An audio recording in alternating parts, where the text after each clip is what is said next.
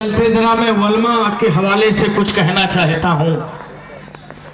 آپ یہ نہ جانیے کہ حضرت صرف انڈیا ہی میں بولتے ہیں، 30-35 سال سے تو میں آپ کے اسٹیج پر بولتا ہوں، بلا مبالغہ کہہ رہا ہوں۔ 34-35 سال مجھے نظامت کرتے ہو گیا، بہت سارے جلسوں میں حضرت کی زیارت ہوتی ہے۔ ایک کامیاب مناظر کے لیے صرف اتنا ہی ضروری نہیں کہ وہ زبان و بیان پر قدرت رکھتا ہو، بلکہ اس کے لیے بنیادی طور پر ضروری ہے کہ معقولات و منقولات پر تبحر ہو، اسلامی اور عربی علوم و فنون پر عبور ہو، ذہین اور حاضر دماغ ہو، وسیع المطالعہ اور قوی الحافظہ ہو، تاریخ اور احوال زمانہ سے باخبر ہو، اپنے علماء کی تصانیف پر نظر ہو، اپنے بنیادی عقائد اور ان کے دلائل ازبر ہو، متحمل المزاج اور بلند حوصلہ ہو، حریف کے عقائد اور ان کے نقائص سے آگاہ ہو، حریف کی شاطرانہ چالوں پر عقابی نظر رکھتا ہو، موضوع مناظرہ کی تمام بحثوں کا استحضار ہو، تحقیقی اور الزامی جواب پر قادر ہو، حملہ اور دفاع کی بروقت صلاحیت رکھتا ہو، اسے کہتے ہیں کامیاب مناظر۔ الحمدللہ آپ کا خطاب انڈیا کی بات چھوڑو، نیپال کی بات چھوڑو، عرب کنٹری میں چلیے، آپ کا دبئی میں پروگرام ہوا، ابو ظہبی میں ہوا، اور فیجی کوئی جگہ ہے حضرت، فیجی کوئی جگہ ہے، وہاں آپ کا پروگرام ہوا، اور نہ جانے بدیش میں کہاں کہاں آپ کا پروگرام ہوا۔ میں تو اتنا جانتا ہوں اچھی طرح سے حضرات، بلا تاخیر آپ سبھی حضرات کے سامنے مناظر اعظم ہندوستان کی آمد ہے۔ انشاءاللہ دودھ الگ پانی الگ کر دیں گے۔ پورا مجمع ذرا بیداری کے ساتھ بیٹھے۔ یہ دیکھیے سرخی بتا رہی عظمت صحابہ کانفرنس، چلے وا اکڑ کر یہ کس کا جگر ہے، چلے وا اکڑ کر یہ کس کا جگر ہے، وہ نعمت اترنے کا بس یہ قدر ہے، صحابہ جو آتے ہو آؤ ادب سے، یہ جنت نہیں یہ محمد کا گھر ہے۔ ارے اب تو لگا دو نعرہ، نعرہ تکبیر، نعرہ تکبیر، نعرہ رسالہ، مکی مدنی، مکی مدنی صلی اللہ، مکی مدنی صلی اللہ۔ کتنا لگائیں گے بابو، 35-30 سال سے تو میں آپ کو جلسے میں دیکھ رہا ہوں۔ اللہ سلامت رکھے آپ کو۔ جہاں جلسہ سن لیتے ہیں سائیکل اٹھا دیتے ہیں، بڑی ذمہ داری کے ساتھ جاتے ہیں، اللہ سلامت رکھے اس کو۔ تو کیا سبھی حضرات تیار ہیں؟ مناظر ہندوستان کو لایا جائے، ہاتھ اٹھا کے بتائے جلدی سے۔ ماشاءاللہ، سبحان اللہ، سبحان اللہ۔ تو پورا مجمع ہاتھ اٹھا کے لگائے، نعرہ تکبیر، نعرہ رسالت، مسلک اعلیٰ حضرت، علماء اہل سنت، مناظر اعظم ہندوستان حضرت علامہ عبد المصطفیٰ حشمتی رودولوی، نعرہ تکبیر، نعرہ رسالت۔ حضور والا سے گزارش ہے تشریف لائیں اور اپنی علمی پنگھٹ سے ان پیاسوں کو سیراب فرمائیں۔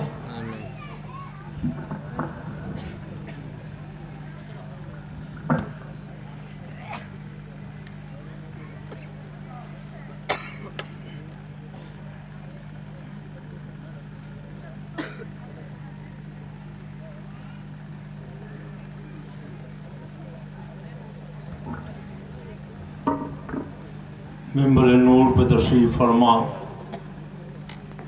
حضرات علماء اہل سنت و معزز سامعین کرام، السلام علیکم ورحمۃ اللہ وبرکاتہ۔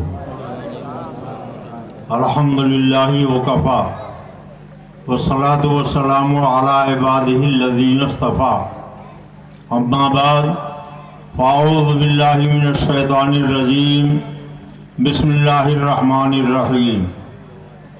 قل ان کنتم تحبون اللہ فاتبعونی یحببکم اللہ، صدق اللہ العلی العظیم وصدق رسولہ النبی الامین الکریم، ونحن علی ذلک لمن الشاہدین والشاکرین والحمد للہ رب العالمین۔ شہریار حرم، تاجدار حرم، نوبہار شفاعت، شب اسرا کے دولہا، مصطفیٰ جان رحمت جناب محمد الرسول اللہ صلی اللہ علیہ وسلم کی بارگاہ بےکس پناہ میں عقیدت و احترام سے درود و سلام کی نظریں پیش کریں۔ اللہم صلی علی سیدنا و نبینا مولانا محمد معدن الجود والکرم وعلی آلہ وآلہ وسلم صلاۃ و سلام علیک یا رسول اللہ۔ واصف شاہ خدا بلبل باغ مدینہ حضرت مولانا محمد رفیق رضا صاحب قادری برکاتی رضوی ابھی آپ کو نعت و منقبت کے اشعار سنا رہے تھے۔ تعالی اللہ چشمم باز کر دی، مرابع جانے جاں ہمراز کر دی۔ اس کو عرفان میں ڈوبے ہوئے ان کے اشعار سن کر روح میں تازگی، ایمان میں پختگی پیدا ہوئی۔ تھوڑی دیر کے لیے میں آپ کی بزم محبت میں حاضر ہوں۔ انشاءاللہ میرے بعد مرکز اہل سنت بریلی شریف سے خانواد رضویہ کے محبوب شاعر محترم سید کیفی صاحب تشریف لائیں گے۔ ان کی محبت بھری نعتیں ان کے زبان سے آپ سماعت کریں گے، اور پھر جامعۃ الرضا بریلی شریف جو سرکار تاج الشریعہ کا ادارہ ہے، وہاں سے تشریف لانے والے ایک عظیم المرتبت خطیب جلوہ بار ہیں، ان کی تقریر بھی آپ سنیں گے۔ انشاءاللہ ایمان میں تازگی، روح میں توانائی اور عقیدے میں پختگی پیدا ہوگی۔ تھوڑی دیر کے لیے میں آپ کی بزم محبت میں حاضر ہوں۔ دعا فرمائیے اللہ تعالی ہمیں حق بولنے، حق سننے، حق پر عمل کرنے کی توفیق عطا فرمائے۔ یہ اللہ کا شکر ہے، فاضل گرامی حضرت مولانا صوفی محمد جاوید رضا صاحب جو سرکار تاج الشریعہ کے خلیفہ ہیں، اعلیٰ حضرت کے مسلک کے ناشر اور مبلغ ہیں، انہوں نے یہاں آپ کے تعاون سے ایک دینی گلشن قائم کیا، اور آج اس ادارے سے دو بچے حفظ قرآن پاک کی سند پانے والے ہیں۔ پروردگار عالم اس گلشن نور کو ہرا بھرا سرسبز و شاداب رکھے، اور اس ادارے کے جتنے معاونین ہیں انہیں دارین کی نعمتوں، برکتوں، فلاحوں سے مالا مال فرمائے۔ آج ہم اور آپ جس نازک ترین دور سے گزر رہے ہیں وہ محتاج بیان نہیں ہے۔ تمہیں کالی گھٹا کا بھی نہیں پہچاننا آتا، نشیمن سے دھواں اٹھتا ہے تم کہتے ہو ساون ہے۔ ابھی 3 دن پہلے کشمیر کے پہلگام گھاٹی میں کچھ لوگوں نے چند بے گناہ لوگوں کی جان لے لی، انہیں قتل کر دیا۔ آج پوری ہندوستان کی جنتا، چاہے وہ مسلمان ہو یا ہندو ہو یا سکھ ہو یا عیسائی، سب ان کی مذمت کر رہے ہیں۔ ہمارا قرآن ہمیں یہ پیغام دیتا لا اکراہ فی الدین، دین میں کوئی زبردستی نہیں ہے۔ پروردگار عالم نے فرمایا لکم دینکم ولی دین، تمہارے لیے تمہارا دین ہے، ان کے لیے ان کا دین ہے۔ ہمارا رب رحمان و رحیم ہے، ہمارے آقا و مولا رحمت للعالمین ہے۔ ہمارا مذہب ہمیں ظلم و زیادتی اور ہمیں درندگی نہیں سکھاتا، بلکہ ہمارا مذہب ہمیں رحم و کرم کی دعوت دیتا ہے۔ آج مذہب اسلام پوری دنیا میں جو تیزی کے ساتھ پھیل رہا ہے وہ تلوار کی وجہ سے نہیں بلکہ حسن اخلاق کی وجہ سے پھیل رہا ہے۔ ہمارے آقا و مولا کو اللہ رب العزت نے رحمت للعالمین بنا کے بھیجا، اور کس شان سے وہ رحمت للعالمین بن کے تشریف لائے۔ یہ مقدس علماء یہاں تشریف فرمائیں، آپ ان سے پوچھیں تو یہ آپ کو بتائیں گے کہ اللہ کے پیارے نبی سید عالم جب اعلان حق فرمانے کے لیے طائف کی طرف چلے تو طائف کے لوگوں نے اپنے جھولوں میں پتھر بھر کر اللہ کے نبی کا استقبال کیا، اور اتنے پتھر برسائے کہ سرکار کا جسم مبارک لہو لہان ہو گیا، پنڈلیاں خون میں تر بتر ہو گئی، آپ کے نالین اقدس میں خون کی تہ جم گئی۔ حضرت جبریل آئے، انہوں نے کہا یا رسول اللہ آپ اگر اجازت دیں تو طائف کے دائیں بائیں جو 2 پہاڑ ہیں ان دونوں پہاڑوں کو آپس میں ملا دوں۔ हूँ और इसी में ये लोग जो पत्थर मार रहे हैं जबकि चकनाचूर हो जाएं। अल्लाह के प्यारे नबी ने फरमाया, ऐ जिब्रील, ये मेरी कौम के लोग मुझे अभी नहीं पहचानते हैं, एक वक्त आएगा कल ये मेरी गुलामी का पट्टा गले में डालेंगे, दायरे इस्लाम में दाखिल होंगे। और फिर अल्लाह के नबी ने जब अपने दोनों हाथ उठाए तो ताइफ के लोगों ने ये समझा था हमने पत्थर मारकर लहूलुहान किया है, पिंडलियां जख्मी की है, ये हमारे लिए दुआए हिलाकत करेंगे। मगर अल्लाह के नबी दुआ कर रहे थे, ए अल्लाह मेरी कौम को हिदायत नसीब फरमा, ये मेरी शख्सियत को नहीं पहचानते हैं, हमारा मजहब हमें जुल्म तशद्दुद नहीं सिखाता है, आतंकवाद नहीं सिखाता है। चंद सरफिरे लोगों ने अगर पहलगाम में अपनी बदमाशी और अपनी शरारत के जरिए कुछ बेगुनाह लोगों का खून बहाया है तो आज पूरी दुनिया का मुसलमान उनकी मजम्मत कर रहा है। और ये लोग भूल गए कि पहलगाम में मुश्किल से 3-4 लोग थे जिन्होंने ये कत्ल खुरेदी का बाजार गर्म किया था, वरना उसी पहलगाम में कितने मुसलमान थे जिन्होंने जख्मियों को अपने कंधे पर बैठाया, अपने सवारियों पर बैठाया, उनको खाना खिलाया, उनको पानी पिलाया, उनको हॉस्पिटल पहुंचाया, उनको उनके क़यामगाह तक पहुंचाया। और जैसा बर्ताव उन्हें करना चाहिए वैसा उन्होंने करके बता दिया है कि हमारे अल्लाह रब्बुल इज्जत ने हमें रहमत भरा दीन अता फरमाया है, हम रहमत करने वाले हैं, हम रहमत करने वाले नहीं हैं। इसलिए मेरे अजीजों, हम ये चाहते हैं आज की पाकीज़ा महफिल से आप सब मिलकर इसकी मजम्मत करें कि जिन लोगों ने कश्मीर में ये बेगुनाह लोगों का खून बहाया है, हुकूमत को चाहिए कि उनको गिरफ्तार करे और ऐसी इबरतनाक सजा दे कि क़यामत तक फिर किसी दूसरे को ऐसी जुल्म और ज्यादती करने की हिम्मत न पड़ सके।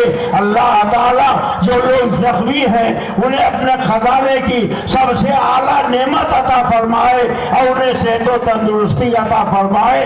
हज़रात, आज मैं ये चाहता हूँ कि इस महफिल का आपने जो नाम रखा है, अज़मत सहाबा नाम रखा है, तो आइए सहाबा की बारगाह में हम आपको लेकर चले। वो हज़रत अफ़ज़लुल खल्क़ बादल अंबिया यारे क़ारे नबी सैयदना सिद्दीक़ अकबर हो, या हज़रत उमर फारूक आज़म हो, या हज़रत उस्मान गनी हो, या मौलाए कायनात हो, या दीगर सहाबा हो, आप किसी भी सहाबी की तारीख़ ज़िंदगी पढ़ो, हर सहाबी का सीना इसके मुस्तफ़ा का मदीना नजर आएगा, हर सहाबी के दिल से मोहब्बत रसूल के सोते फूटते हुए नजर आएंगे।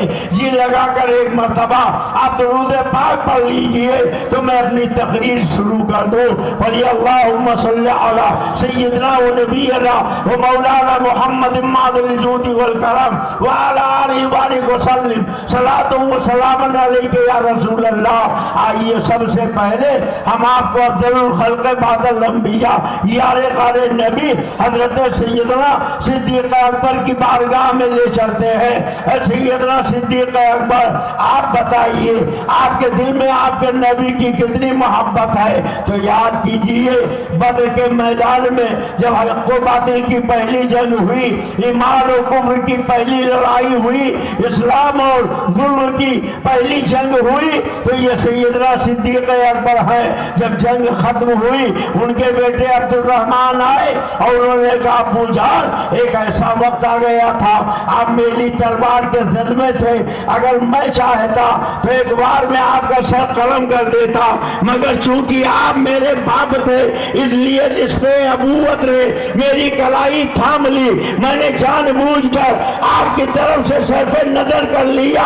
तो जब मैं इसने लाई ली, मोहब्बत रसूल ने तेवर बदला, ईमान में डूबी हुई आवाज़ सिद्दीक़ी उभरी, فرمایا اے عبدالرحمن یہ تیرا کفر تھا جس نے جذبہ مبارزت کو سرد کر دیا، واللہ العظیم اگر یہی معاملہ میرے ساتھ پیش آتا تو یہ تلوار اپنا کام کر جاتی اور یہ چشمے فلک بھی دیکھ لیتی کہ ایک شفیق باپ نے اپنے چہیتے بیٹے کی گردن کو اپنے نبی کی محبت میں کیسے قلم کر دیا ہے۔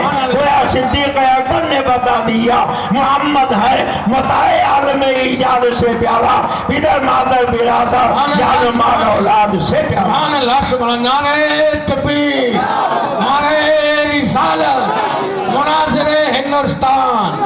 حضرات آئیے حضرت صدیق اکبر کے بعد میں آپ کو حضرت عمر فاروق اعظم کے دربار میں لے چلوں۔ یہ کون ہے حضرت عمر فاروق اعظم؟ اللہ کے رسول فرماتے ہیں کہ عمر تم جس راستے سے چلتے ہو شیطان وہ راستہ چھوڑ دیتا ہے۔ حضور اعلیٰ حضرت فرماتے ہیں جس کے آدھا پہ سیدہ سقر، وہ عمر جن کے آدھا پہ سیدہ سقر، اس خدا دوست حضرت پہ لاکھوں سلام۔ یہ حضرت سیدنا عمر فاروق اعظم ہے۔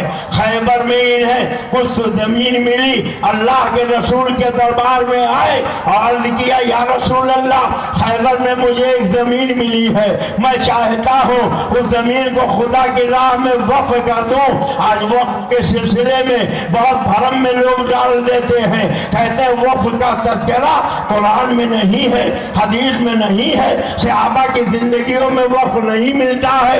آئیے میں آپ کو بتاؤں وقف کا معاملہ کہاں سے شروع ہوا ہے۔ یہ حضرت عمر فاروق اعظم ہے، اللہ کے پیغمبر سے کہتے ہیں یا رسول اللہ خیبر میں جو زمین مجھے ملی ہے میں چاہتا ہوں اس کو خدا کی راہ میں وقف کر دو۔ اللہ کے پیغمبر نے قبول فرمایا اور خیبر کی زمین کو حضرت عمر فاروق اعظم نے اللہ کے نام پہ وقف کر دیا۔ تاریخ کا وہ واقعہ بھی یاد کیجئے، ہمارے آپ کے آقا و مولا جناب محمد رسول اللہ صلی اللہ علیہ وسلم کے چچا حضرت عباس رضی اللہ تعالیٰ عنہ ہے۔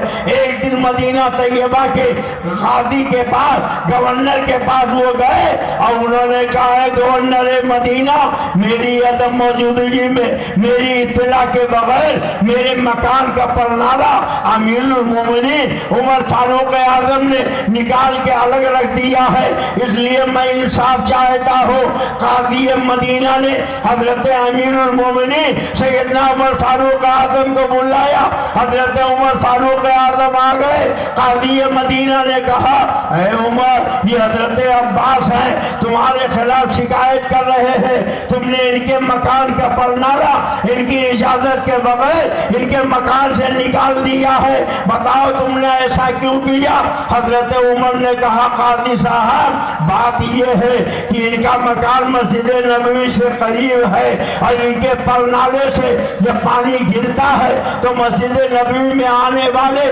نمازیوں کو تکلیف ہوتی ہے، بارش ختم ہو جاتی ہے، دیر تک پانی گرتا رہتا ہے، نمازی پریشان ہوتے ہیں، نمازیوں نے مجھ سے شکایت کی اس لیے میں نے اس پرنالے کو نکال کے الگ رکھ دیا۔ حضرت عباس کچھ کہنا چاہتے تھے، قاضی نے پوچھا بتائیے آپ کیا کہنا چاہتے ہیں؟ انہوں نے کہا قاضی صاحب میرے پاس مکان نہیں تھا، میں نے اپنے بھتیجے جناب محمد الرسول اللہ صلی اللہ علیہ وسلم سے عرض کیا، انہوں نے فرمایا چچا آپ یہاں مکان بنا لو، جس جگہ کی نشاندہی اللہ کے نبی نے کی تھی میں نے وہاں مکان بنا لیا، اور جب وہ مکان بن کے تیار ہو گیا تو میں نے پوچھا کہ بتائیے سرکار اس مکان کا پرنالہ کہاں لگایا جائے؟ سرکار نے فرمایا یہی پرنالہ لگا دو۔ پرنالہ اوپر لگ رہا تھا اور میں نیچا تھا، چنانچہ اللہ کے نبی نے اپنے دونوں ہاتھوں کو دیوار پر رکھا اور ٹیک لگایا اور فرمایا چچا آپ میرے کندھے پہ سوار ہو جائیں، یہ پرنالہ لگا دے۔ میں نے اپنے بھتیجے سید الانبیاء کے کندھے پہ سوار ہو کے وہ परनाला वहां लगाया था, नबी की मर्जी से लगाया था, नबी की मंशा के मुताबिक लगाया था, मगर उमर फारूक आजम ने उस परनाले को वहां से उखेड़ दिया है। काजी मदीना ने कहा, है अब्बास आपके पास कोई इसका सबूत भी है? फरमाया अभी बहुत से लोग हैं जो उस वक्त वहां मौजूद थे, वो हमें बता सकते हैं, इसलिए इजाजत दीजिए मैं उन्हें बाहर से बुला लाऊं। हजरत उमर रजी अल्लाह ताला अन्हु ने कहा, या रसूल अल्लाह, हजरत उमर ने कहा, ए काजी मदीना आप सरकार के चचा से कहिए वो किसी को गवाही के लिए न लाए। उन्होंने जो कहा है वो बात मेरे समझ में आ गई है। अब परनाला हाथ में लिया, कहा चचा चलिए उस मकान के करीब चलिए। और जब मकान के करीब पहुंचे, हजरत उमर ने दोनों हाथ दीवार पे टेक लगाया और फरमाया, चाचा आप मेरे कंधे पे सवार हो जाए और इस परनाले को यहीं लगा दे जहां अल्लाह के नबी ने लगाया था। हजरत अब्बास उनके कंधे पर सवार हो गए, परनाला लगा दिया और परनाला लगाने के बाद जब नीचे उतरे